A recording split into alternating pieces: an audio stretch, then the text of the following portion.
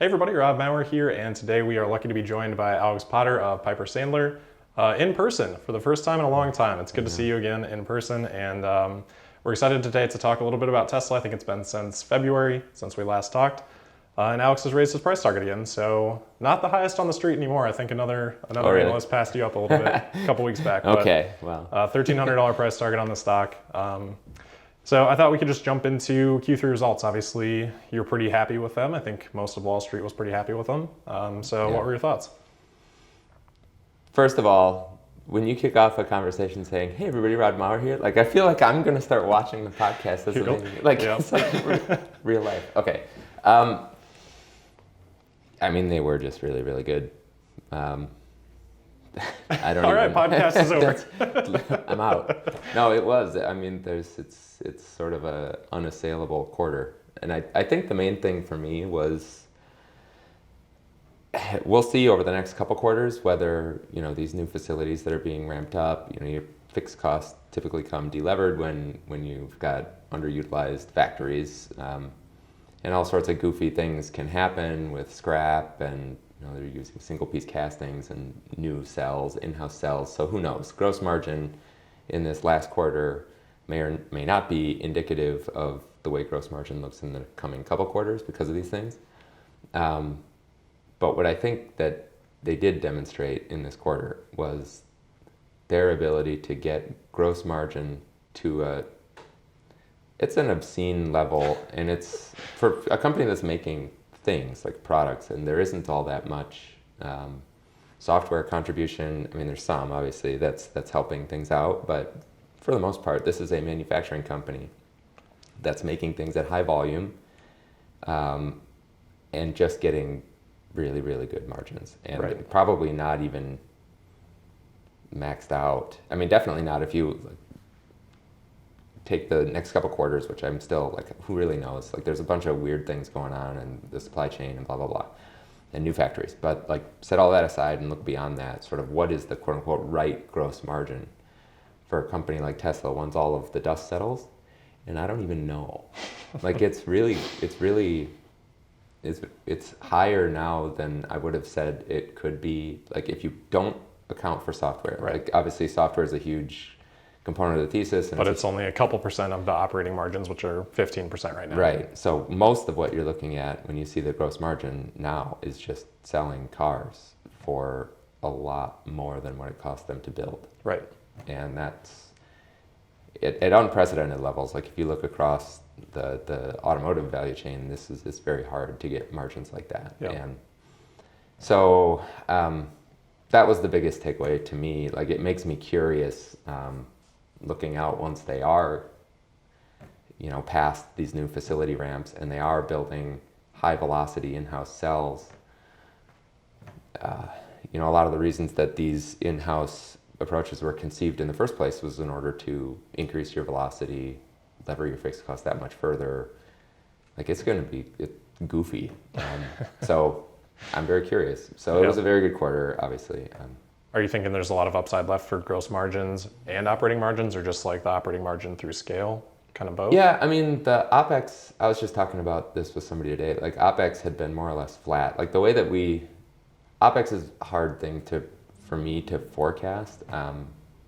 It's maybe slightly less hard than CapEx, but still hard. And one way to visualize it that I do when I'm modeling, you basically just highlight, there's R&D, there's SG&A, and then there's the stock-based comp that goes into that, excluding Elon Musk's compensation package, which you can debate whether I should or shouldn't do that. But just highlight the sum of all of those line items, historically going back every quarter to as long as they've disclosed it, and then make a line chart.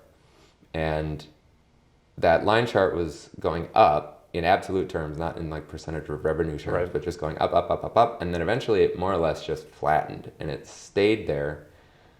And they were getting ridiculous leverage, right? The revenue was growing, and your OpEx was doing basically nothing. And then that changed again because they're opening new plants now. It's if your organization itself isn't really changing much, you have a footprint here in California and and in China, you're not adding too many. They were always adding bodies, but it's not making these step function changes like what they're doing in. They're going to have R&D in China. They're going to have Texas, obviously, and Berlin, and so the organization's getting much bigger. So the OpEx line, like that actual numbers of dollars spent on OpEx. Not the percent of revenue, but actual dollars spent. Right. Yep. It's still levering. So like if you draw that same curve for revenue, like they both rise, but one rises at a lower slope. Right. But what is sort of the run rate spend? Like eventually they get to a point where, they'll still be growing probably, but not at the rate of. So I do think that there's OpEx leverage potential for sure, but it's hard for me to quantify specifically. Yeah. And we do, I guess, model for it over the next couple of years. But then eventually, like it's a pretty lazy modeling approach. Once you get out far enough, it's just kind of like, I don't know, 3% of revenue or 4% of revenue, and then just assume it's going to be that way forever, which it probably won't. But there is still OpEx leverage opportunities, I think. What do you think is the biggest driver of that for Tesla? Is it just the sheer, I'm sure there's many things, but is it just kind of the sheer vertical integration that Tesla has on all the way down through the store level that's letting them do so much better? Obviously gross margins are contributing too, but it seems like there's a much lower fixed cost basis for Tesla than what there is for, any other automaker. Well, yeah, for sure. I think that there's the other thing that people have got to be bashing their heads against the wall trying to replicate this is that you have all of the organization, all of this sort of intellectual heft and momentum being consolidated down into a pretty small number of SKUs, right? You don't have a ton of products. 4, really, right? now. And then, you've got a couple energy things. And then you get massive amounts of demand concentrated on that one thing, which you can build at scale. And so that's good for gross margin. But it's also good for OpEx because you have product development teams, you have R&D, and you can concentrate. Whereas at a incumbent or any of these other companies, they got dozens and dozens of different, sometimes redundant products, and you have to have smart people working on all those different things at the same time. And in the end, the payoff is a couple thousand units.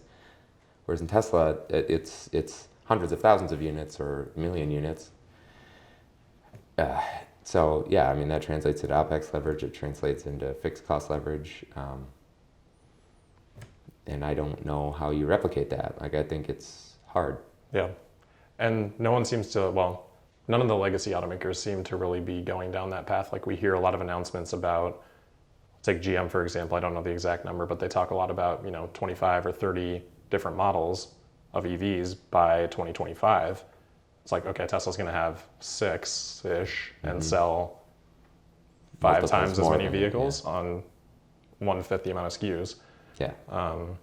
So yeah, they're not even really trying to replicate it in some cases. Yeah, no, that's for sure. I think that, and there's also, I think we've talked about this a little bit before as well, but the thing that Tesla really did is sort of redefine what is core for an automaker in the 21st century, right? And contrast that versus what incumbent automakers believed was core in the last century.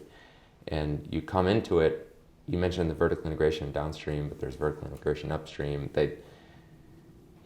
It's so structurally dissimilar that you can have General Motors or Volkswagen or anybody, some of them, I think Volkswagen's actually if you follow anything that Herbert Diess has said over the last several months, that guy, I have more pity for that guy than anybody. I feel bad because he's just out there telling the truth, more or less, and just getting crucified for it. And he's the most proactive, right? And you have a whole bunch of people who their heads are still so far in the sand but even somebody who really wants to and is trying to throw the weight of the entire substantial part of the German economy and German policy, German workforce behind one singular mission, which is to try to replicate what Tesla's doing.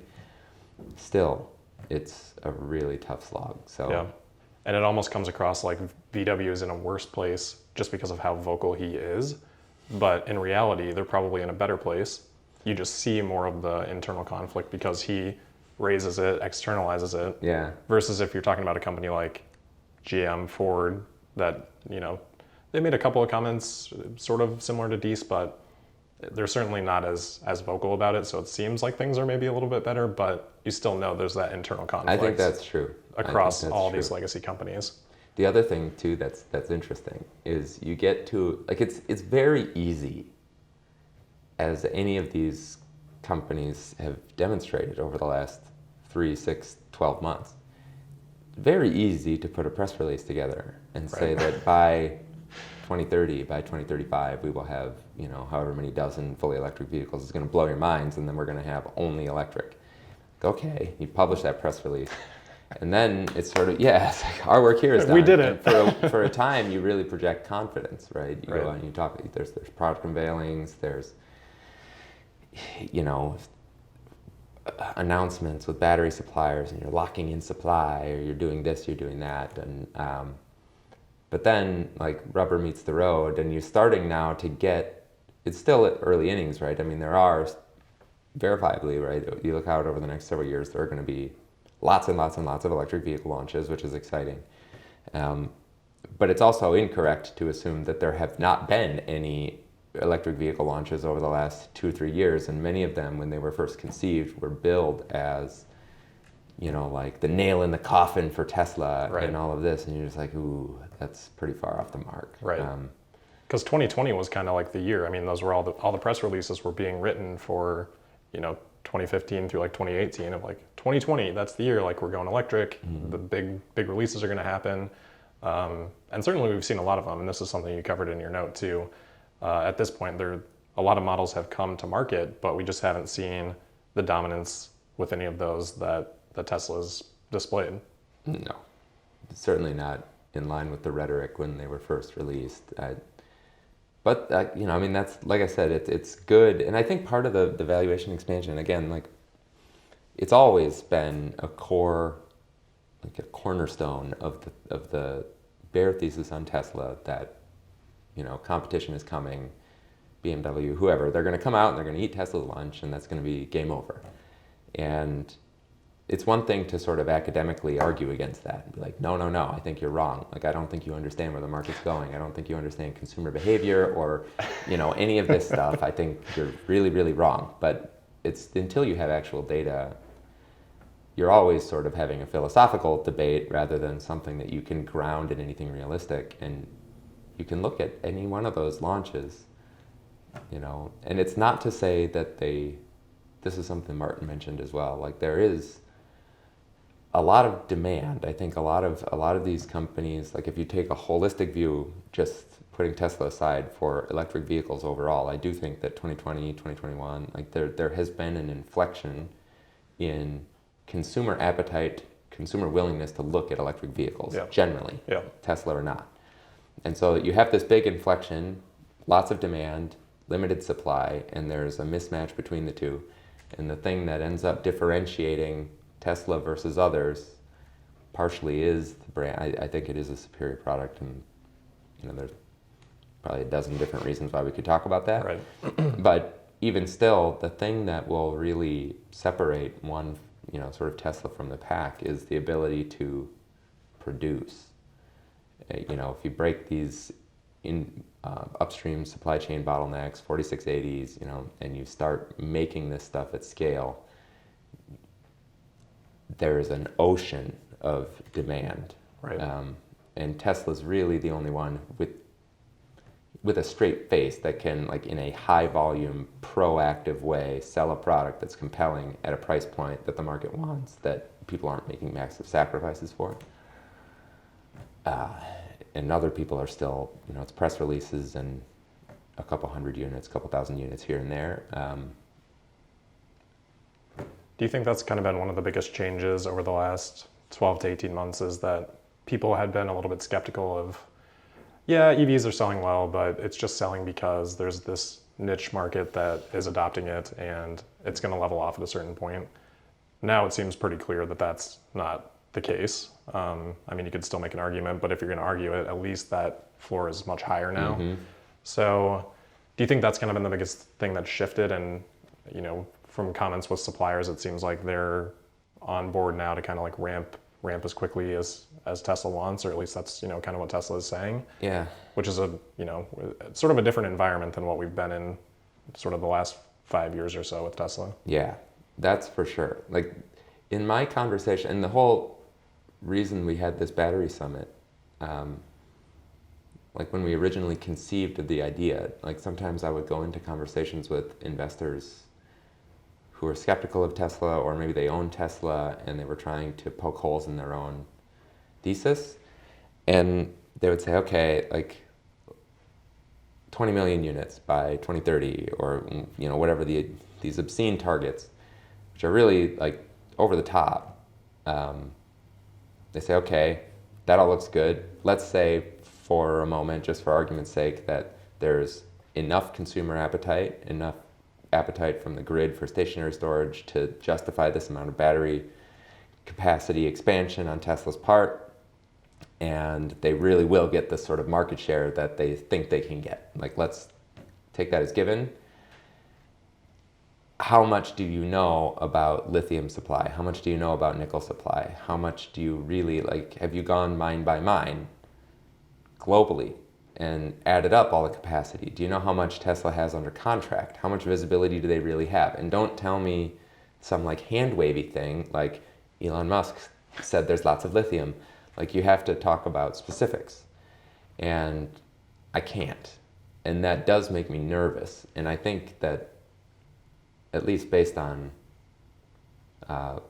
what Martin was saying yesterday, but generally speaking, I think the main reason that the mining industry historically, or any upstream supplier historically, has been unwilling to expand at that rate is because they weren't really sure about demand.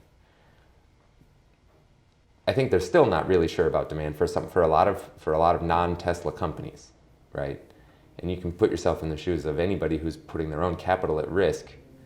I can understand why 5 years ago, 10 years ago, some scrappy little EV startup shows up and says you got to start putting hundreds of millions of dollars Right. to work, or whatever it is, digging holes in the ground. Just to say no, that's certainly justifiable. Right, I'm skeptical. Right. Yeah. I'm spending somebody else's money here. I'm not going to just do that. Yeah. It's gotten now to the point where certainly Tesla, and I think generally speaking overall, like if you are somebody who's mining, you no longer think that demand is a problem. Like, you're pretty sure that demand is going to be there. Certainly if you're aligned with Tesla, but also broadly. Yep. And so now it's just a question of, okay, they all got religion, but that doesn't mean you just flip a switch. And I think Tesla, because they've never really questioned the demand, right? They themselves have always known. And over the last several years, they've been establishing themselves as maybe the only company that can really, with a straight face, say there will be demand. Like, you got to come along for the ride. And so they've been able to convince people qualitatively, right? I can't quantify all of this, but if you are a nickel miner, if you're anybody nowadays, the phone rings and it's Tesla, you pick the phone up and you do whatever they're asking. So if you're looking out 2, 3, 4 years when these supply chain bottlenecks could potentially come to a head, Tesla thought through that 5 years ago, and somehow, some way, they're sort of cobbling together a strategy that takes them through those bottlenecks because they didn't question their own demand and because they started this years ago. But other people who are just putting press releases out and they're like, oh yeah, we're going to have a joint venture with a cell supplier or whatever, and they're going to sort things out, or they'll implicitly, they're not thinking through this stuff specifically. So right, it's like the bottlenecks, supplier's job to handle the supply, right? Like, yeah. They'll do it, and we'll buy from them. That's just kind of how it's operated. Yep, you farm these things out to the supply chain, and now again, like every incremental step that the incumbent OEMs that take this trend seriously, every time they make a strategic change, they're doing so to sort of make themselves incrementally more in Tesla's image. Like, they're realizing how little control they have over their own destiny, and as a result, they need to try to vertically integrate. But again, I mean, it has implications for their staffing, it has implications for all kinds of things with their business model. Like, it's not a quick change. Right. But Tesla thought about it 5 years ago. So Tesla potentially can navigate through this, even if you have a market-wide supply-demand imbalance for all these battery materials, because Tesla is proactive and they have contracts in place and they have specific suppliers, can navigate through it, whereas other people, in a reactive sense, realize, oh no, and then they're like, how long is it going to take you to build a lithium mine? Like that was one of the, we were asking these panelists yesterday, they're like, 7 years, 10 years, like some of this stuff. I mean, depending on where you're doing it, permitting process is onerous. And so if that's the answer and you need lithium yesterday, you're like SOL. And Right. so that ends up, almost regardless of what the demand is for the Mach-E or the e-tron or whatever, if you haven't sorted those things out, you can't produce. And that's just when Tesla turns on 4680s and in-house cells, and then it's just like... And all the suppliers too. Like we've heard from Panasonic, LG, CATL, all of them working on 4680s for Tesla, that Tesla's going to buy everything that they can produce, plus Tesla's own cells. Yeah. We could see, do you think we can see the growth rate accelerate from here for Tesla? It's up to Tesla. Like that's the main thing. And I don't know. Like there are very real concerns with the pace at which they can ramp these factories. And I don't know the answer. Like I wouldn't be surprised at all if things get super bumpy over the next several quarters, because they're doing all kinds of weird stuff, right? That nobody's done before. And Tesla has definitely stated that. Like there's a lot of new technology here. It's going to take a while to work through it, and we've seen that in the past with the Model 3. The Model Y was simpler because it was very much based on the Model 3. So it's been a while since we've had to go through a period like that as Tesla investors. So it's probably worth remembering what that period was like. It was tough. It was challenging. And we could be in for a lot of those challenges again. But get to the other side, and I think that's what Tesla has consistently said of like, we know the problems are solvable. It's just a matter of having the time to solve them. You have, I mean, they're not randomly doing 4680s or randomly doing, single piece casting. They're doing this for a reason, because they're trying to get to a point where manufacturing is mind-blowingly fast, and they're pumping cars out of these and pumping batteries in, pumping cars out at an unprecedented rate. And these are the, sort of the first principles reasoning. These are the conclusions that they, were ultimately led to. So they pursue that path. Just like there were absolutely times when they were ramping Model 3, which was kind of the first time they were putting this sort of logic to the test. Right. And, when Elon Musk was sleeping in sleeping bags and all this stuff. And there were people at the time thought the company was going to go out of business entirely. And margins were awful in those quarters. So they're much more experienced now. They also have 2 incredibly well-run plants now, assembly plants, that, like I said, just pump it in cash flow that gives them. Right. So there's definitely less risk and a giant balance sheet. So it's a much less risky situation now. But like if we're talking about, can growth accelerate, can margins inflect, a lot of it comes down to those next. It's a time horizon thing. Yeah. But I wouldn't be surprised at all if they get these things right, and they say they're going to do 50% CAGR over between now and 2030 or whatever it is. They could have a couple of years where it's ahead of that, I think. Yeah, and we're seeing that this year for sure. Yes. It should come in at 70, 80% or something like that. Yeah, despite for units. All of the garbage that everybody else is dealing with. Right.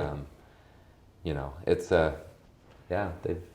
On that garbage, what are you kind of hearing on that? Are we kind of getting through it? It seems sort of persistent, but getting better? I mean, it seems like it is. But there's been various points over the last couple quarters where it seems like it is. People will be like, well, we're out of the woods now. Like things are going to get better in the back half of this year. Things are going to get better, blah, blah, blah. And, we're turning the factory back on. So everybody's like, phew, that's done. And then it resurfaces. Like it's a complicated problem, but a lot of this, I watched one of your episodes.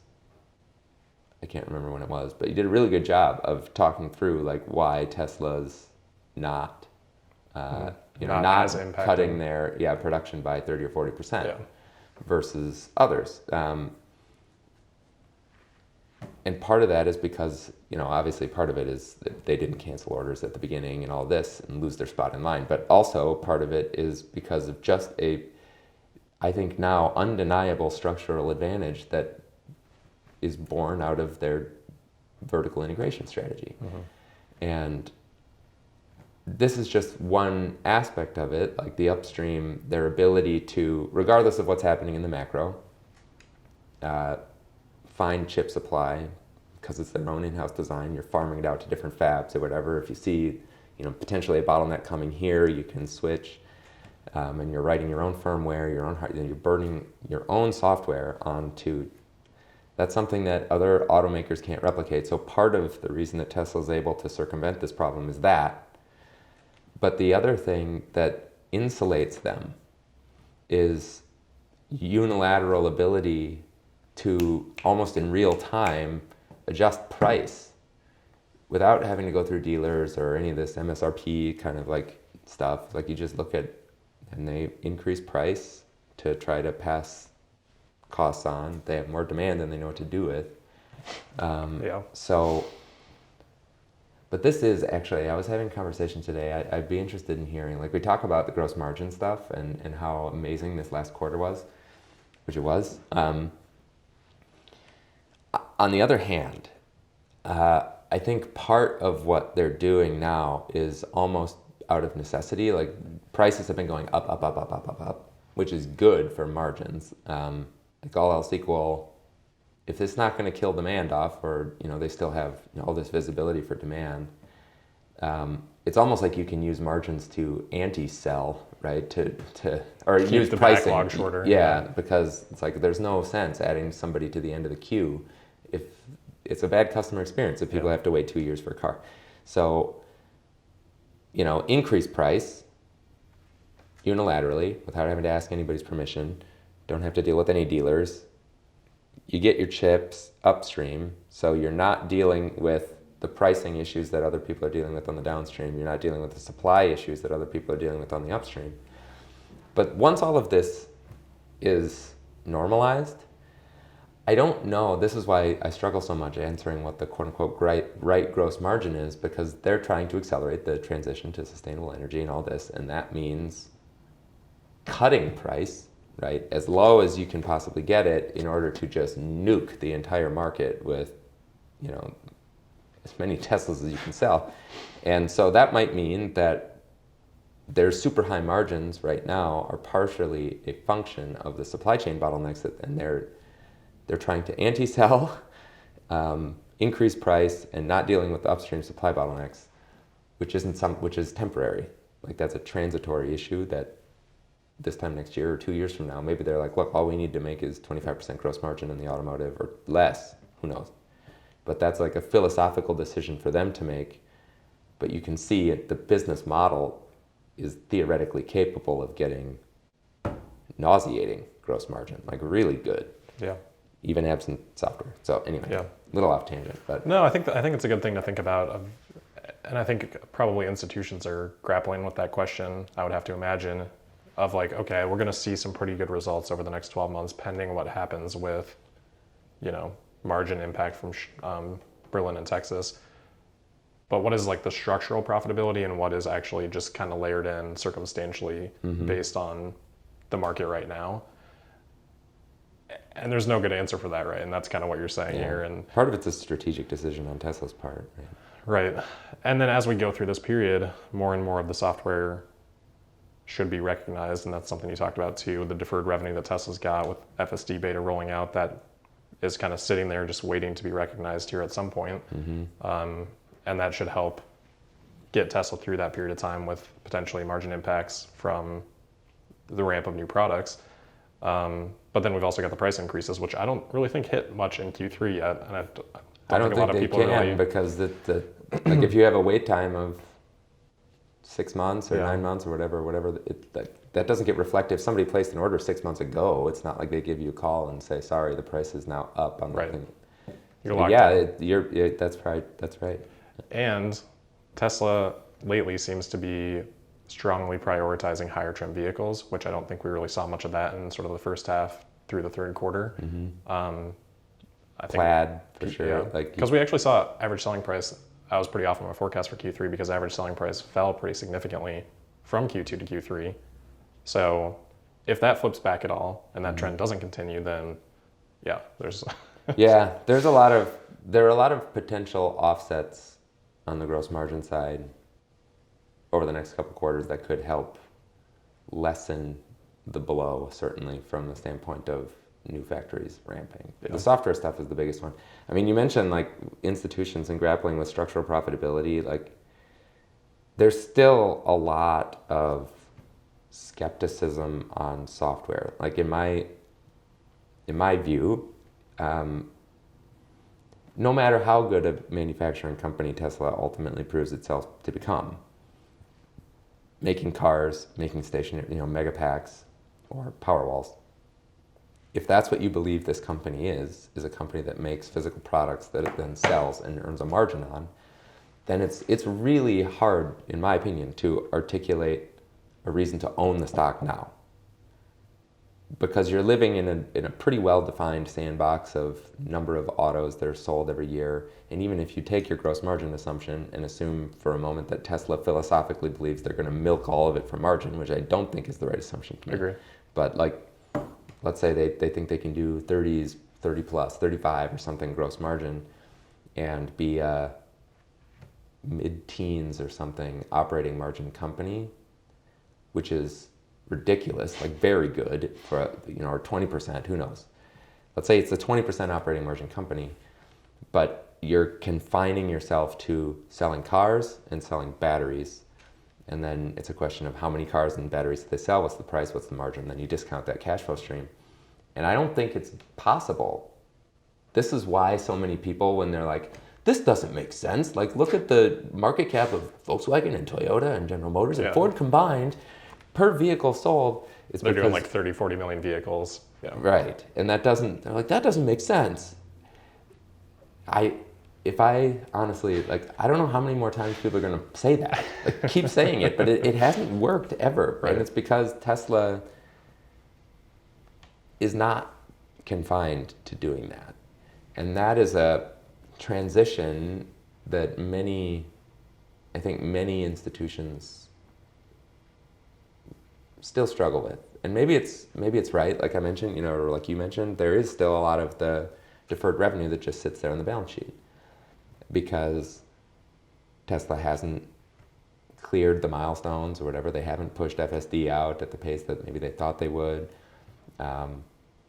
These are new unprecedented, at least in the auto market, right? People are comfortable with it with phones and other subscription type stuff, but can Tesla really be doing this with self-driving or with auto bidder or AI as a service? Like, that all sounds like smoke and mirrors to me. Like, there are definitely people who think that way. Some people, though, like there's also a willing audience of people who will say, like, look,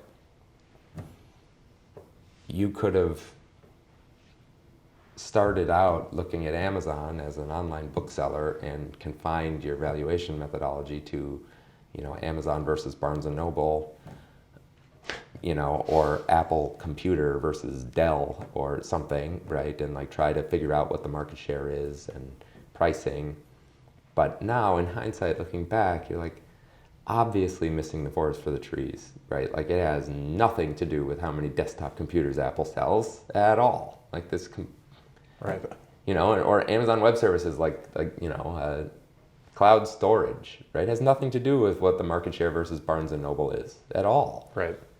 And I've actually seen that as an argument against comparing like Tesla to Amazon and like their historical valuations and things like that, which I do kind of actually like to look at sometimes. But I've heard the counter argument that, like the bears would have been right on Amazon if it wasn't for AWS. Like AWS just popped up and magically then it was,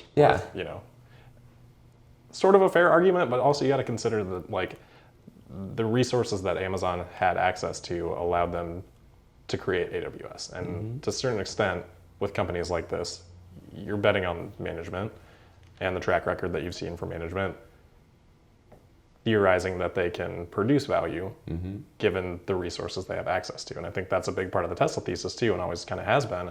It's like, Elon Musk, the entire Tesla team, pretty good track record of creating value with a very limited amount of resources. So why would we forecast for that to necessarily stop? Maybe it diminishes a bit, but certainly isn't going to stop. Yeah, I agree. And there are huge, vast segments of global GDP that they can still go into. Which they seem to be heading down the path of going and into. it's not as though it. That's good. I hadn't heard that AWS thing, but it's like at some point that's right. You have to basically just say, look, somebody like Elon Musk, somebody like Steve Jobs, whatever it is, you give them the resources and the team, they motivate people to find these opportunities.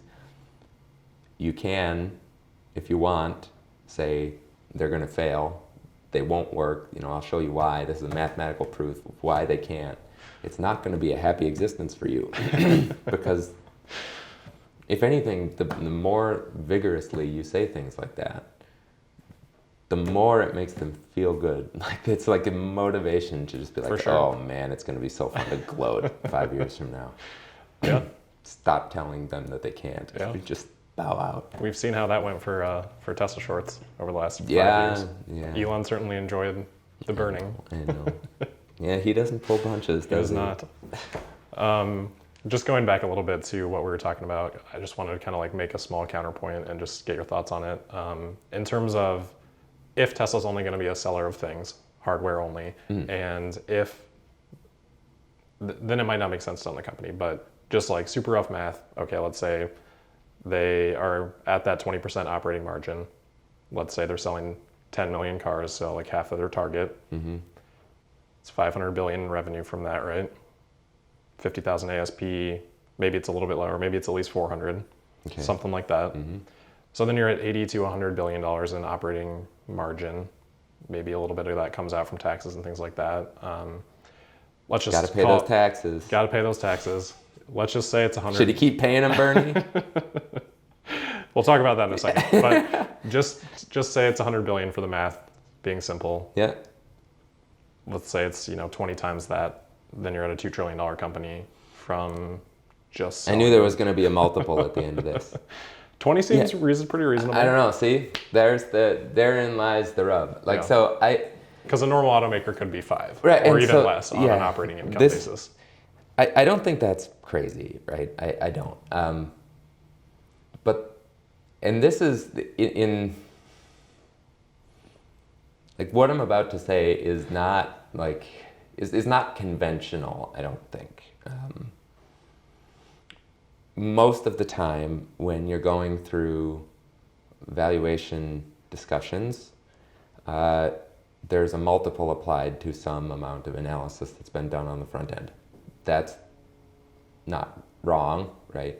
But the problem that I have with that is that, especially for these fast-growing new companies, there's basically no wrong answer depending on what multiple you want to use. And I understand that like my preferred methodology, which is discounted cash flow, also has umpteen different assumptions that will almost certainly be wrong. So there's subjectivity in both of those valuation approaches. But the reason that I like to use DCF is because I want to make, and sometimes there's excruciating detail in the models, and that can also overwhelm people and just be like, it's garbage in, garbage out, or horseshoes and hand grenades, right? Like this is just, this model, maybe it's useful in some way to conceptualize what Tesla does, but from a valuation standpoint, it's not. I still want to ground myself in a peer group of other fast-growing companies, and then look at their EV to EBITDA or their whatever PE multiple or EV to sales in 2025 because that's the year I choose, and these are the companies I chose to put in the peer group because that's what I say. So I say that, and that's fine. But I like to be able to take specific assumptions, right? How many cars is Tesla going to sell? What's the margin going to be on them? Just like a lot of what you went through, like a lot of that front end analysis is still the same. And then that gives you an annual cash flow forecast looking out over between now and 2030. And I don't know, like obviously right now our DCF, the way it's set up, is not 20 million cars by 2030. We have it getting to like 11 or 12 or something like that by 2030, and then sort of tapering off with the FSD and yeah. So if we wanted to use 2030 as a cutoff, I could model out using all those different assumptions and get an annual cash flow stream, and then take cost of capital, which is subjective, right? But you want to discount that cash flow stream back. I think we use I think you're at like 10.5%. Okay, 10.5, whatever it is, which is not really formulaic and transparent. Like a lot of people, I think, to the extent they use this methodology, they want to say like very risky companies are like 15% or something like that, and less risky companies that have big balance sheets and transparent cash flow are 10 or 8 or something. And generally speaking, when interest rates are rising, it moves that band up, and when interest rates are falling, it moves it down. But all of that is sort of BS. It's within the margin of error for the model. Yeah. But at least in that case, if you're using this approach, you can zero in on the specific assumptions that you take issue with, whether it's the cost of capital or the software penetration rate or the market share, or pricing or margins on the auto business or whatever it is, and change it in the model, and then get a new valuation argument. For some reason, that just is more palatable to me. Like it seems more like intellectually honest than saying, I think they're going to get, X billion dollars of profit by year 2030, and then I'm going to put this multiple on it. Not to say that that's not a valid, like especially, and there's tons of headroom in our model. Like if you mentioned, let's say they do get to 20 million instead of 11, and they're selling whatever, 1 out of every 4 or 5 cars on the face of planet Earth. They could do that, who knows? You could then take my market share assumption, almost double it by then, and you could take my software assumption and haircut that substantially, so I'm getting a lot less of my price target, my valuation from software, and get a lot closer to justifying buying Tesla today just on car sales. But I don't know, like I'd have to fiddle around with that stuff, but it's not crazy. I mean, that's what makes a market, right? It's less attractive, obviously. No one's arguing that it's less attractive if the software doesn't have the software is really awesome. Yes. Like, come on, man. And we're not doing anything with insurance. There's all kinds of recurring revenue streams. Like the whole reason they're setting their company up this way is, in order to monetize the fleet, be pushing out services that you can monetize in a high margin way that still makes sense for the consumer, like it's a better ownership experience, cheaper insurance, car that drives itself, a grid that manages itself, and people are happy to pay at 95% gross margin to Tesla for that. And because of the way Tesla's setting itself up, they can monetize that 5, 10, 15 years from now. And institutions, when I come to them with that thesis, they say, sometimes. But then again, like... It's like the best business model in history. Just like, here you go. What do you think? No, I'm good. There's the door. Yeah. Yeah. But, I mean, some people like that will never be... Maybe they'll be convinced to cover a short, but a lot of times, if I were to have the same conversation with those folks 5 years ago, 10 years ago, there would have been legitimate reasons to doubt the forecast then too. Yeah, like, for sure. Nobody's ever built an electric car company from... Come on, man. Yeah. Like, don't be an idiot. Like, I'm not going to... And then there's also times where the stock will inflect up like it has recently. Yeah. And... people get excited. Well, actually, they get regretful. So they look at it and they're like, oh, man. Like, I wish we would have had this conversation back, fill in the blank. And I've heard that basically on a quarterly, every time it inflects up. And I don't know why a year from now, 2 years from now, 3 years from now, I won't be having the same conversation. But for some reason, psychologically, people see the chart and they're like, missed it. Yeah. Missed it. Which I think It makes sense for someone that doesn't have as good of a grasp on the business, and that's kind of why I wanted to talk about, does the valuation make sense, even if the software stuff, even if the intangible things that we don't have today don't come to fruition.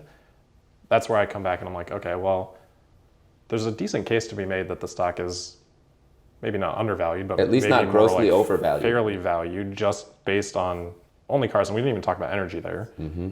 And maybe you could just assume that's going to be super low margin, barely contribute at all. But the point that I like to make there is just that there are paths for Tesla to be successful, even if some of this stuff doesn't actually happen. Yeah, I agree with that. And if whatever percent does happen, then you're sitting there having those conversations about like, why didn't we own the stock? Yep. One other thing too that I don't think gets enough airtime is, like, let's say software won't ever happen and all these recurring revenue stream stuff is a pipe dream. There is still something that I think, like, salt of the earth, realistic people who... Not these darn growth investors. Yeah, just come on now. People who live with their heads in the clouds. But Tesla is a car dealer as well, to a certain extent, right? So you could look at the way their model is set up and say, this is verifiably the case.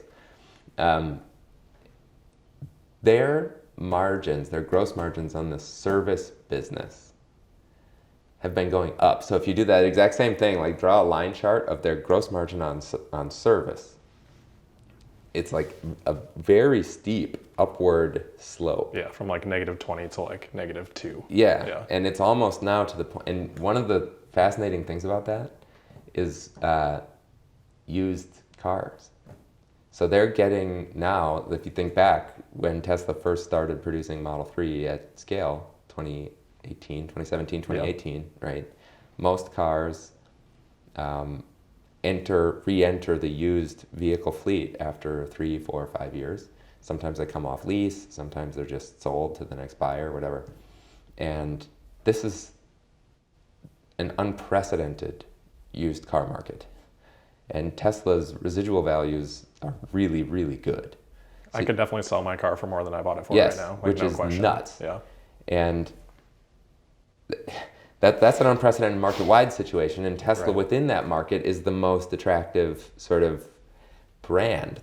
And so Tesla's getting these assets in now. The original point was to, especially for the off-lease ones that they own, they can redeploy as robotaxis. But if you don't believe any of the software stuff, like you think it's smoke and mirrors, all you have to do is turn around and sell it back into this market. And that will be a growing contributor. Like, you can map back. It's a function of how many cars they sold in 2018, 19, 2020, 2021. So that ends up being a bigger and bigger margin enhancing revenue stream on their P&L for a part of the business that people historically thought, best case, they would run a break even. Like, philosophically, they were just like, service is like, we just want a favorable user experience. But they're not giving away used cars for below cost or below what the market price is. They just sell at the market. Especially on those leases. Like, trade-in's a little bit different, but for the leases, that definitely makes sense. Yeah. Yeah. And so that's another thing. Like, there are a lot of, and especially if you want to make liberal assumptions about what they can do with market share. So kind of a similar, I feel like this is something that you brought up in your note that's often glossed over, even by me, to be honest, is the warranty reserves. So I know that was a contributor in Q3. You're like, yes, warranty reserves. Yeah. Warranty, awesome. What a fun topic. Yeah, I know, it sounds so boring, but let's briefly talk about it, just because I do think it's important to kind of understand, and I don't think there's a really good understanding of it. So do you just want to kind of explain what's the deal there? Yeah, I mean, it's easy to conceptualize as a consumer, right? Like, why does a consumer want a warranty coverage, right? You could say, okay, well, we guarantee your battery's going to be good for 120,000 miles or whatever, and but then there's extended warranty and things that you can opt into in order to protect yourself just in case, right? And so there's a certain amount of expense that Tesla plans on being on the hook for, right? They'll look historically at their own data, their own reliability for their own vehicles that they've historically been selling, and then they'll plan. They say sometimes there is warranty expense, it's real money, something really went wrong and that's on us. And so the consumer isn't on the hook for paying anything. You just bring it back into service and they pay to get it Replace fixed. the car or whatever. Whatever the parts are or something. And that's all on Tesla. It's fine that if you have these warranty claims coming in, the way that Tesla will account for that is they'll put, it's a reserve, right, on their balance sheet. It's just sitting there, just in case. So just cash set aside to cover warranty expenses. That's right. Yep. And then what they do then is they amortize that, just like what they're doing with PP&E or any other fixed asset that they have. It sits on their balance sheet, and they amortize it at a relative, based on what their historical assumption was of the frequency of warranty claims coming in. They don't expense every single warranty claim as it comes in. Instead, they amortize it out. But then every once in a while, they realize sometimes that actually the frequency of returns, that the frequency of warranty claims isn't as bad as we thought it was. We were too conservative in our modeling. In cases like that, they don't need to have as much money in the reserve, so they can adjust it down, which they flow through as a positive benefit through the income statement. And then from that point forward, the amount that they're amortizing on the income statement is lower. And generally speaking, if you look at the warranty expense and this flows into cost of goods sold, so it's right. One of the reasons why gross margin was good, is usually if you're poorly run auto company that has a lot of quality issues and things, a lot of returns, then sometimes you're actually doing the opposite. You're saying, oh shoot, you have to add more to the balance sheet and take a hit on the income statement and then start amortizing at a higher rate. So generally speaking, the range for auto companies is, if you're running at 2% of revenue is warranty expense, that's pretty good. And 4% of revenue is pretty crummy. And that's a meaningful amount, right? 400 basis points in your gross margin. If you're talking about a 20% gross margin company, if you can shift that 200 basis points, 25% in profit, right? That's a big deal.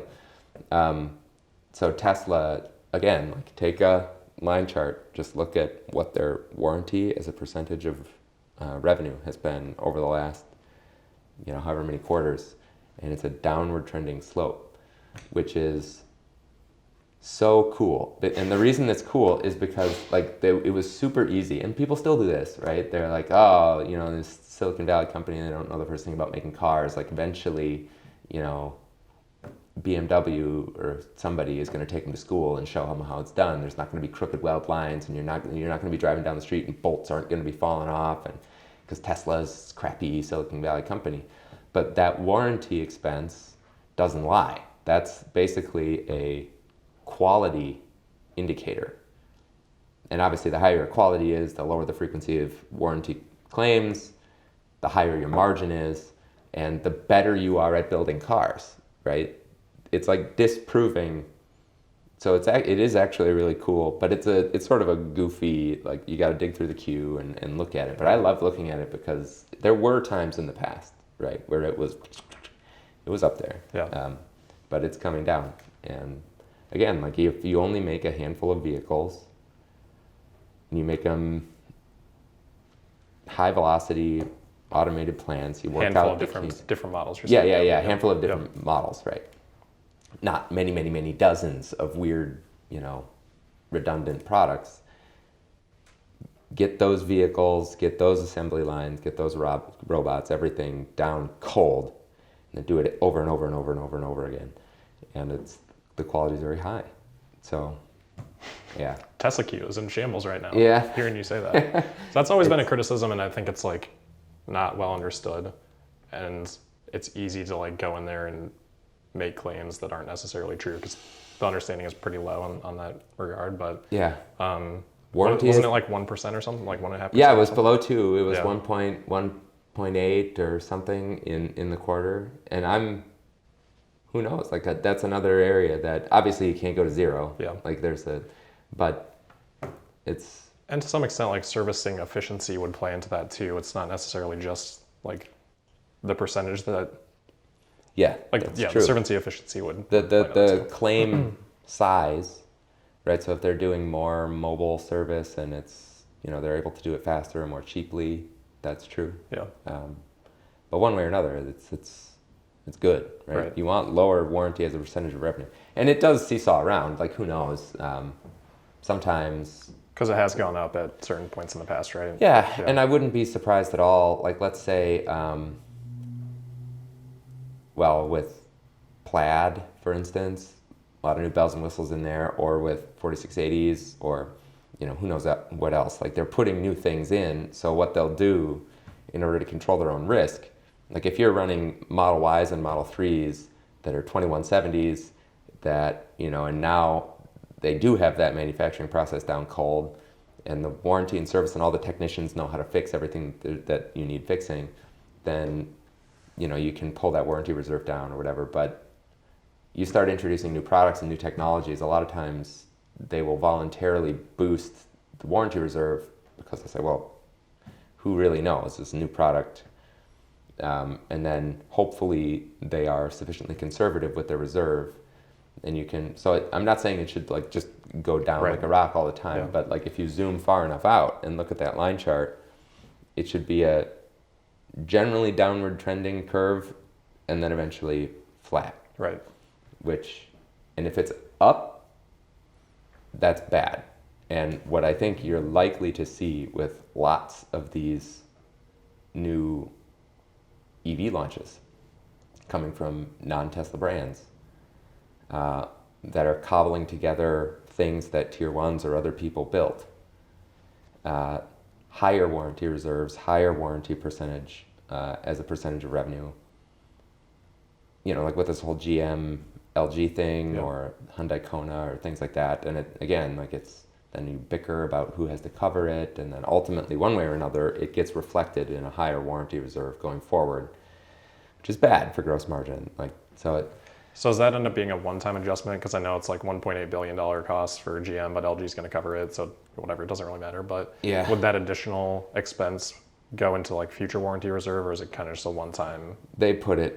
They try to take the hit, like kitchen sink it. Right, just get it over with, so it's like a one-time item. Yeah, which everybody Not can there ignore. forever. But see, the thing is, you can't really, you still need to, on the future products that you're thinking about, because there is it's a subjective decision. Like Right. sometimes people can decide what they're going to put in that warranty reserve based on what they think the future, warranty claims are going to be. And if you are trying to goose gross margin in the near term, then you can play those accounting games for a little bit, and not run very much warranty expense through your income statement. But eventually, it comes back to bite you. If the actual claims are exceeding, then you're taking charges that you also have to run through the income statement. So eventually you're forced to change and make a one-time adjustment to the balance sheet line item. Like it gets kind of boring and technical, but Yeah. in the end, more EVs, more new technology, more reliance on suppliers who you do not control, and more product introduction for technologies that you do not understand and don't have a workforce or a dealer base that's trained to repair, all else equal should result in higher warranty claims, higher warranty reserve, lower gross margin for these other companies that are competing against Tesla. And because Tesla's vertically integrated and they're not making so many of these product types or models, and they do understand the technology, their warranty claims are much lower. Yeah. And their gross margin is much higher. And it's very hard to replicate. It's just one of those things. It's like when we talk about Tesla having this lead, it's like, okay, what does that necessarily mean? I think that's a perfect example of just like things that you kind of have to go through as a business, as a management team to fully understand. And it takes time. Like following Tesla will shorten that period of time that they have to go through to do that, but there's still some period there, right? And they're just gonna have to do it. Yep, and it's going to be painful, and I don't think a lot of them. I think there will definitely be some who are just unable to do it. So you think some bankruptcy is coming? You know, You walked yourself into that one. yeah. Oh, I Because this is always, I get this question a lot. Like, we won't say specific companies, but like, are any of these legacy automakers like not going to survive this transition? And my answer is yes. I think that they should not survive. So yesterday we had this discussion also. I if I were a supplier, there's a company that I cover called Aptiv, which I really like, really awesome company. They had a ton of foresight, just like Tesla several years ago. You know, Tesla, before all these companies are going, you know, getting $5 billion valuations on the SPAC market, IPOs, like all these companies nobody's ever heard of that weren't even public tickers 2 years ago. They're now all over the place and they all have multi-billion dollar valuations. Tesla, when they did acquisitions, it was 2 years, 3 years, 5 years ago of weird companies. Nobody knew what they were doing. They were, you know, in like strip malls. Like there was some cases where it was like just like really, really smart engineers. And the Tesla Groman or the Groman engineering team, the Maxwell thing, they got Maxwell for whatever it was, like $150 million. Yeah. Like that's obscene. Like in the context of the multiples that companies like that today get. Right. And the value that they're extracting from that sort of acquisition. Well, Aptiv, coming back to your question about competition, like eventually I get to it. I trust you. Yeah, thanks, buddy. Aptiv was similar. Like they basically said data distribution, electrical architecture, sensors, software, safety, autonomy, electrification. They had done wiring harnesses. So this is all just electrons. You're moving electrons around the vehicle and doing so in an efficient way.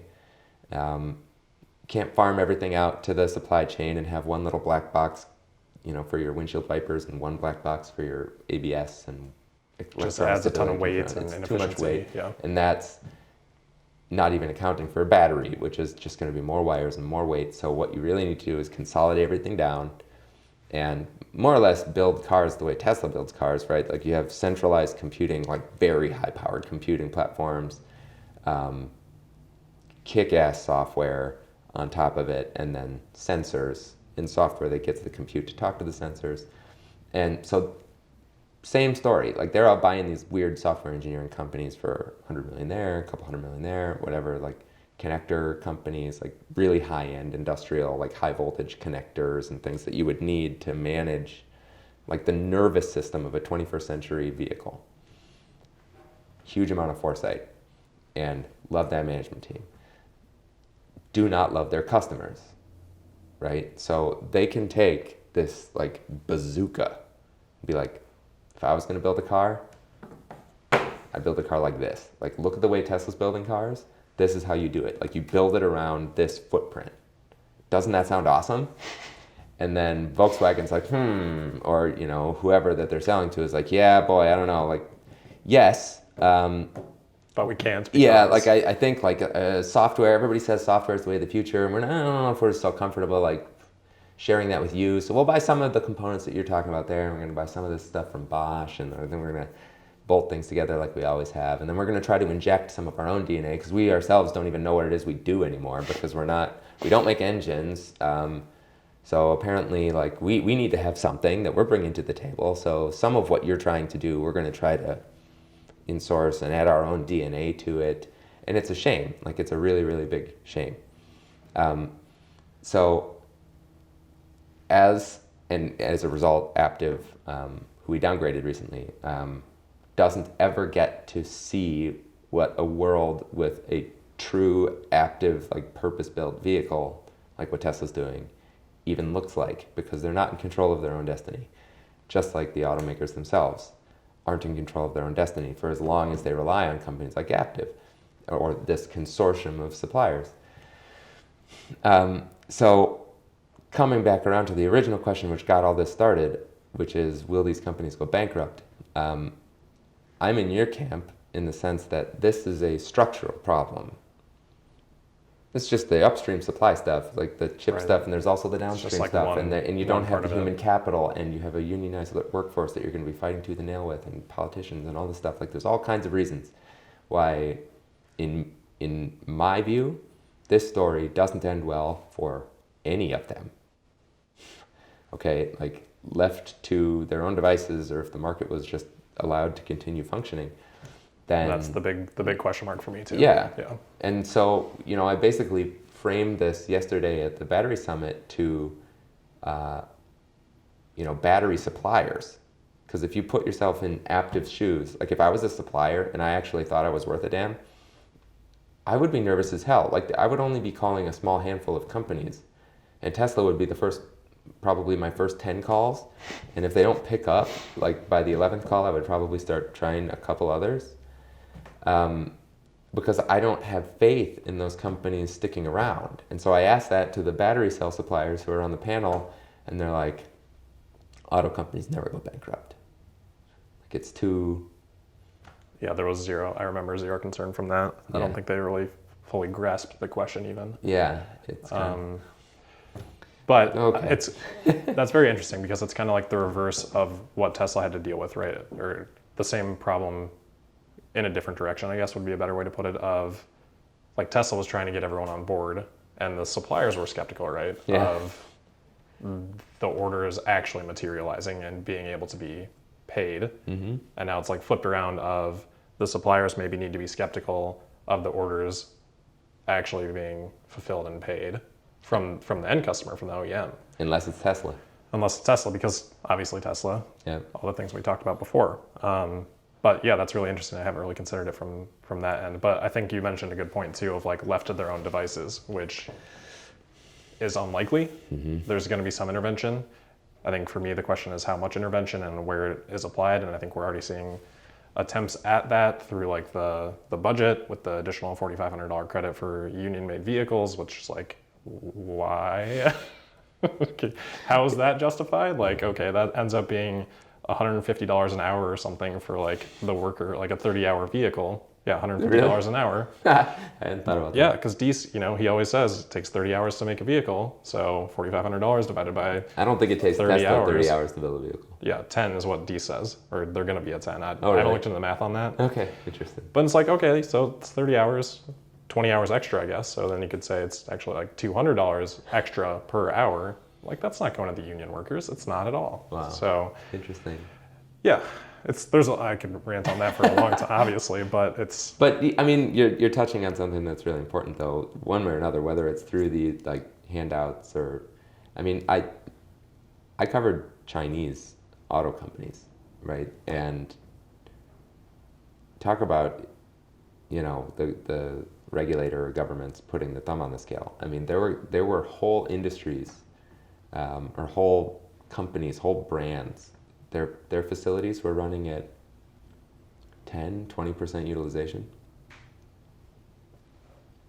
just bleeding money, and somehow they'd stay there, and it's not like it's a sustainable. They're not like on the front foot, like going out there trying to solve the issue. It's a lot of largesse, and there's institutional inertia, and there are employment implications. So the local government will figure something out in order to keep the tax base there, or to keep people working. But as a supplier, maybe believe that that's the way things will pan out, which they could, right?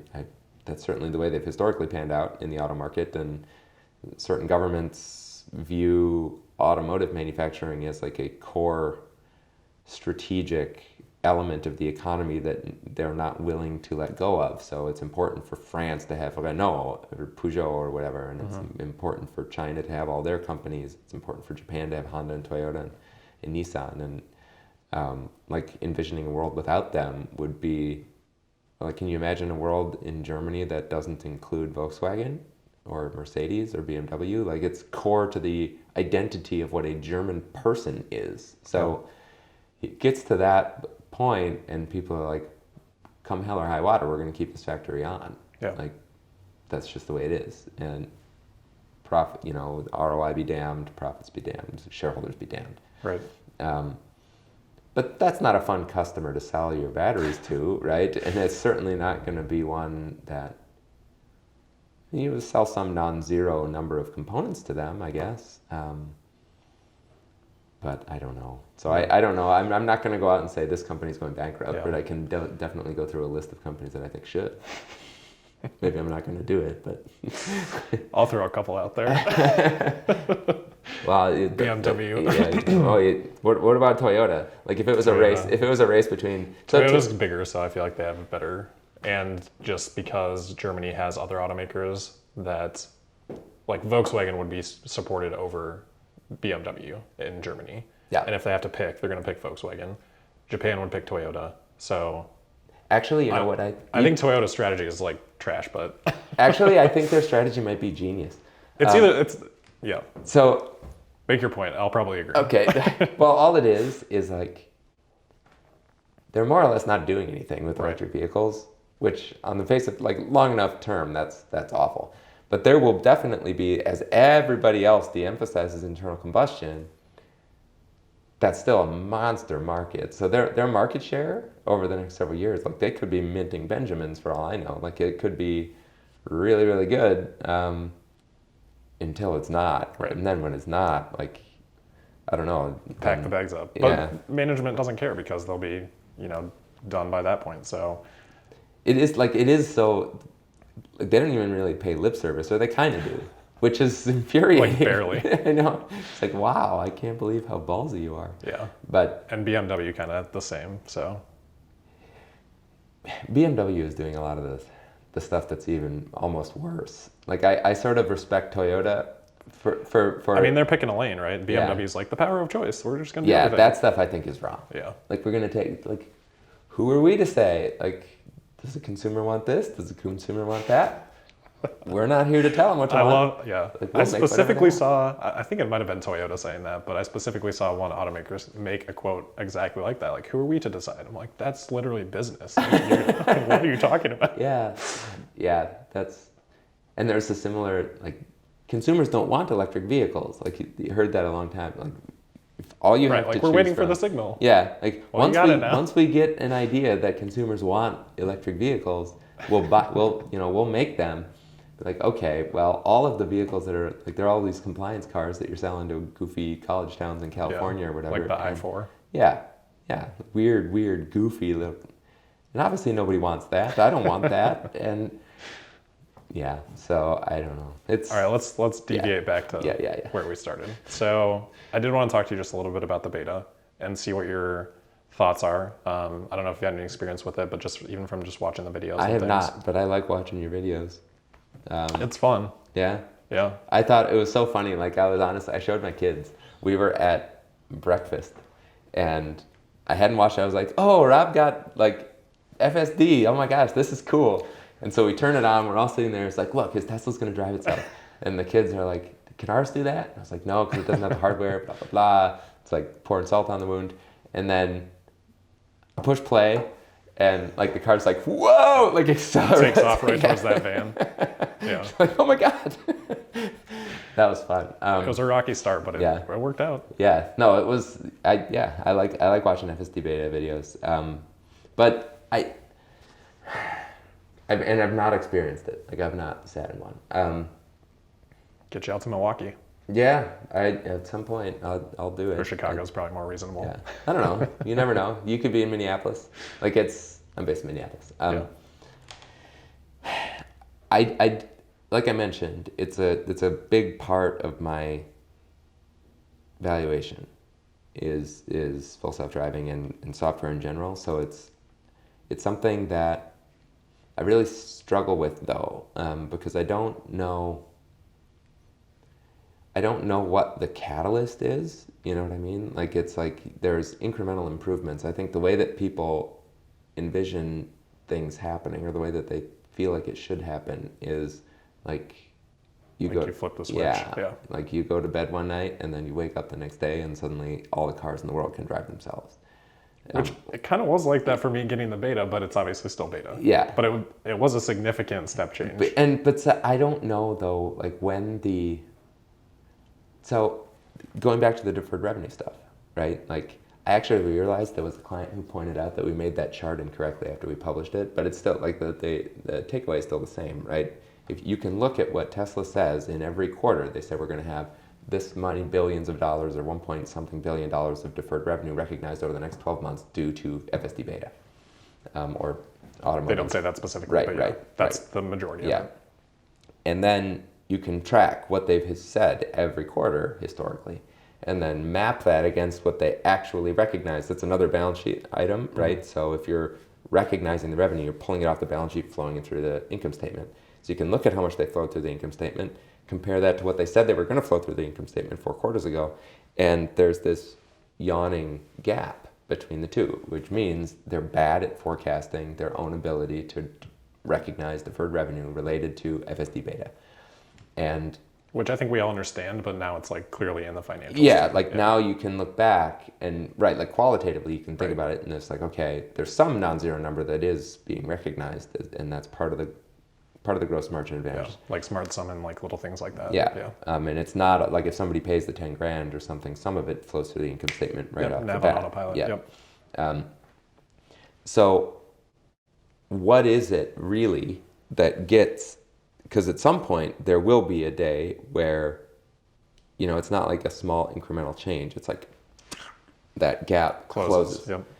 And when that day comes, it's an amazing thing for the gross margin, but it's also presumably a catalyst, right, that gets people incrementally more likely to believe that this stuff isn't smoke and mirrors, that it's actually real. But when does that catalyst really occur? And it could, and obviously having beta out there and getting an update pushed out every Friday or whatever it is good. Like that, you would certainly prefer that over like complete radio silence. And it seems like it's amazing. It seems like it gets incrementally better. But it still comes back to that original philosophical discussion of how safe is safe enough, and not all of that is completely up to Tesla to decide, and I don't know how to handicap it. If I'm building a 20-year DCF, which is what I do, then it's sort of like the S-curve conversation that they're always having. It's sort of like, the S-curve is going to happen, just don't ask me to tell you which quarter, because if I tell you this quarter and I'm off by, you know, a quarter or something, I look like a complete nincompoop because I said 1 and it was 0. Right. So, but if you have a long enough time horizon, which is a cop-out from an analyst standpoint, but I have a long time horizon, then I can say... I think the opposite on that, but continue. Okay. But I don't know where it is in there, but at some point it inflects, and maybe I'm off by a year or 2 or 3, I don't know, but that still, because I'm using this longer-term analysis, doesn't impact the valuation really that much. So I'm really, like, I'm waiting for that day. Like, it's going to be epic, I'm sure, like when it gets blasted out and it doesn't matter what your safety score. I think the safety score stuff is ingenious, by the way. Like, that's got to be super. But you got it anyway, right? Like, you got it prior to... That was pre-safety score, yeah. Yeah. Do you know what your safety score is? They had it on there for 1 day only that I saw it, and it was only for 1 drive, so it was, yeah. Okay, they don't... It was like a 96 for the 1 drive I had, that I had. That's pretty good. Yeah. But it was like 2 miles. Okay. Interesting. Yeah. So, yeah, FSD, I mean, it's amazing, but or at least it's reputed to be amazing. It is. I mean, it is. So, like, my thoughts, just high level, and I've said it on the podcast before, but it's very confusing because you'll have 1 drive and it's like perfect, and I'll literally have moments where I'm like, wow. I'm like, I say good job, and I like pat the steering wheel. It's like, well done. Yeah, it's like awesome job at that situation, and then you'll go on the next drive and it'll like try to just run you into something that's like super visible and like is even on the visualization. So it's very confusing to, you mentioned like the incrementality. Mm-hmm. I've had it for a few months now, and I have a hard time understanding the rates of progress, because with a problem like this, it's kind of like a 2 steps forward, 1 step backward. And unless you're looking at the aggregate fleet data on an individual basis, it's super hard to like understand if you're seeing, like, I could just be isolated and I'm only seeing the 1 step back part of the progress, right? Mm-hmm. For some given iteration, versus someone else, they could have had that last time, and then they see 2 steps forward, so it's like a 3-step gap, and they're like, Right. oh, this is like way, way better. Yeah. So it's really tough to get a feel for how much progress there is. But I think Tesla's probably able to get a pretty good understanding because they can look at the aggregate, the amount of disengagements that they're seeing. But for me, it's really tough. So yeah, interesting. Yeah, I mean, it's a fascinating process, and I think it's an ingenious approach. But as an analyst and trying to model it, and it's hard. Yeah, it's really hard. I think you're right though that it's like I was kind of joking about like waking up one night and like I had the beta and that was a step change. But I do think it is sort of like a slow slog, and like suddenly autopilot turns like navigate on autopilot turns like, okay, you can use autopilot. It'll stop at stoplights, stop signs, and then now it can turn, and just like feature by feature slowly. And I think one day it'll be there and we'll be like kind of confused when it happened, and it just kind of showed up, you know? Man, yeah, I gotta get a new car.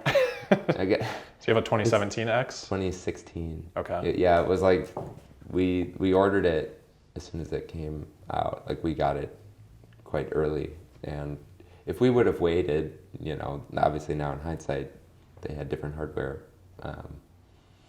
It's You're still like a mobile eye few months camera. Yeah. Yeah. But whatever. Well, you better get on the wait list. Yeah, I know. God. That's a separate discussion. Don't want to compete against Hertz. Whatever I buy, it won't be that spec. Yeah. We're getting kind of close on time here. We probably have Rob's just like a couple. Rob's got a flight he's got to take. Couple more minutes, yeah. Just kind of a couple recent things that have come up. So, any thoughts on like the Elon stock sale? Are people like worried about that, or kind of pass? I don't know. Is it just an annoying conversation of people wondering what's going on? Yes. I mean, it's not even really a conversation. I don't know what to say about it other than, obviously it's topical, but it's not something. I had a call, like literally before I came over here, I had a call like an hour and a half call. Like my voice is hoarse from talking to this person, all on Tesla. And this is like the second or third call that we've had, like, because you can do these, sit here talking about this company all day long. And, it's a large, long-only institution, so not a hedge fund, who's like looking to play a quarter. Instead, it's companies that are trying to understand what this company's doing. Elon Musk stock sale came up a grand total of 0 times.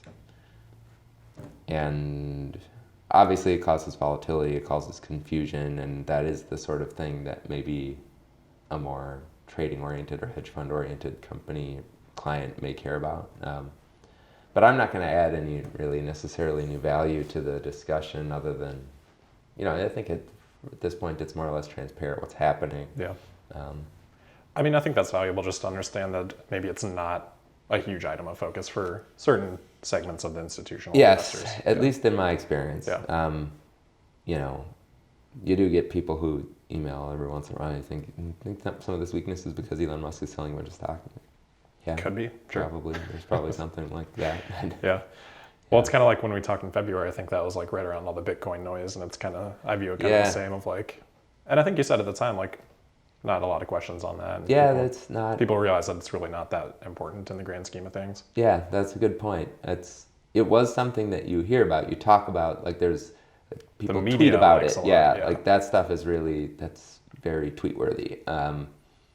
But it has no impact on that analysis that I was talking about. Like every once in a while, maybe there's adjustments to what their carrying value is for their Bitcoin. Changes the float a little bit. Well, yeah.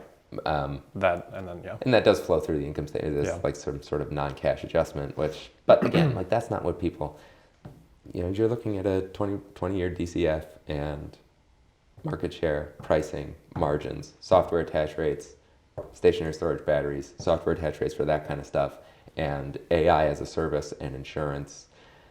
These are topics that are core to the thesis, or they're fun to talk about, or value creating. Like there's a pathway to big upside, even at a valuation like this, if they execute on those opportunities, HVAC, whatever, like all kinds of different things.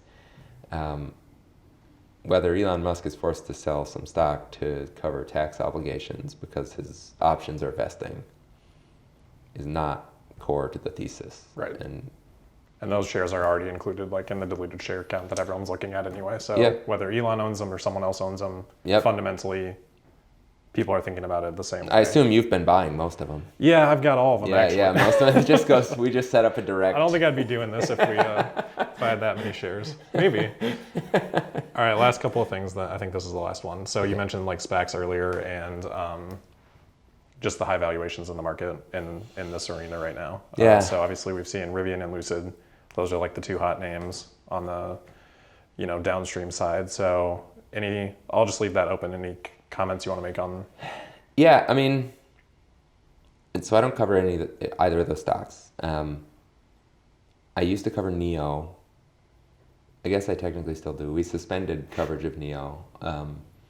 I'm interested in, I speak Chinese, right? And I used to go back to China more or less every single quarter. I haven't been back to China since 2019, and they still have mandatory quarantine when you go there. I don't even know when I'm going to go back to China, if ever. And for those Chinese companies, I feel like real kind of be there. Boots on the ground are very important. Yeah. Conversations with management teams and dealers and blah, blah, blah. So we suspended coverage of that company. But that company was like a proper IPO and like has been around for a while. Like a lot of these, Rivian also was obviously an IPO, but there was all kinds of other these SPAC companies that came out of the woodwork, and we don't cover most of them. Some of them I would say qualitatively, without being too specific, obviously, because I don't cover them and I'm not allowed to talk about them. I do think that they get a ridiculous valuation, and that they should probably not be public companies or companies at all. I think that there is a lot of that out there, and they're benefiting from these big valuations that Tesla gets or others. And they, again, like you take a multiple, like populated peer group. Like I put these 6 companies in my peer group, and I did so because I cherry picked the ones that I thought had the highest multiples. And then I do a SPAC, and then I tell you how much money I'm going to be making in 2027. Now you can take this multiple, because I'm telling you to take this multiple, and put it on my 2027 number. And as a result, because I have the right combination of buzzwords in my PowerPoint deck, you can't deny that, I should have a $5 billion valuation or a $10 billion valuation. Sometimes these companies are good, right? Sometimes the SPAC, they go the SPAC route because they're getting pressure from their board or their VCs, and there's free money laying on the ground, and you have a fiduciary responsibility to maximize value on my behalf as a shareholder, and apparently you can do a SPAC overnight. And yeah, it's tough to blame the companies Yeah. in some circumstances. right, Not, and so not all, but some. I don't want to just like paint with a super broad brush, because there's many, many dozens of these companies, and some of them are quite good. I actually think that Lucid is a good car. Like I think that they're a good company. And They seem to have really good powertrain efficiency. It's like the specs are really good Yeah. on it. I don't have a very good understanding of their real end game. So the thing that's about Tesla and also about Rivian is they set themselves up in a way strategically to monetize their active fleet through vertical integration and software. And if you're defining your end market in that way, then the sky's the limit in terms of the places you can go and the segments you can attack and things, the services you can offer. My perception as sort of an outsider, I could be completely wrong because I have not done enough work on Lucid, is that they want to really make an amazing luxury car. That's how they define themselves. They want to make a luxury car in that segment that's better than what Tesla can make, that's better than what anybody can make. And that is a legit business model, absolutely. You can make a lot of money doing that. But then it's a question of addressable market size. And again, like if you walk through that sort of logical modeling forecast, what are the core assumptions you're putting in? Like how many electric vehicles, I don't want to say that. How many luxury vehicles are sold in the US, in China, in Europe? what is a defensible market share that you can get on all of those? What's the pricing? What's the margin? What are you going to pay on tax? How much OpEx do you need? That's a DCF that you can build, transparent. If that's how you define your company, your sandbox is confined to that market. And so there is a calculable, theoretical maximum. If you sold all of those cars or something, this is the sort of logic that people used to try to apply to Tesla. And like we talked about, that's not relevant in Tesla's case because that's not how they define themselves. They're not trying to get capture a sliver of a certain market. Right. Yeah. They have broader ambitions. Like everything you know about society is going to change because of the way that we set our company up. And I don't know that Lucid is doing that. But maybe they are. I don't know. Well, I think that's part of the point is it's too early to know. And I think that's actually, in some cases right now, just because of how the market is benefiting these companies. Because like, well, they could. Yeah, and that's they could right. broaden and they could achieve, a 10th of what Tesla has achieved or a half or whatever. And, yeah. And there you go. I think any of these companies would tell you honestly, if they're being honest with themselves, that none of them would be getting anywhere close to the multiple they're getting if it wasn't for Tesla. Like, Tesla is the only reason. Yeah, otherwise Rivian would be like the third most valuable automaker if you take Tesla out, and like with zero production it wouldn't make any sense. But because Tesla's there at $1 trillion, 150 billion makes more sense. They're basically just trying to replicate Tesla's strategy, doing a lot of taking pages out of Tesla's book, and because a lot of the ways they talk are similar, and they don't have the structural baggage. Which is a big advantage. Yeah. That GM and Volkswagen and them have. But again, like I don't cover any of these stocks, so we don't have a house view on any of them, and I don't want to throw any of them under the bus unnecessarily or talk any of them up unnecessarily because I can't defend it. But Yep, that's a good disclaimer, and just a reminder that all the disclosures are in the description, so make sure to read those. But I think that's probably as good a spot as any, and if we go any longer, I might miss my flight. So they're not going to let you on the plane anyway with hair like that. Come on now, man. Who's this ruffian? Yeah, there's the hair, guys. It's what everyone's been waiting for. Yeah, I told Rob you got to give people what they want. Yeah, you convinced me. We'll see if they want it anymore after this. Oh God, you're gonna have a bunch of people opting out of this. I'm no longer a subscriber. Lose so many subs. All right. Alex, thanks for joining us. It's always a pleasure to talk to you, and hopefully we'll talk soon. Sounds good.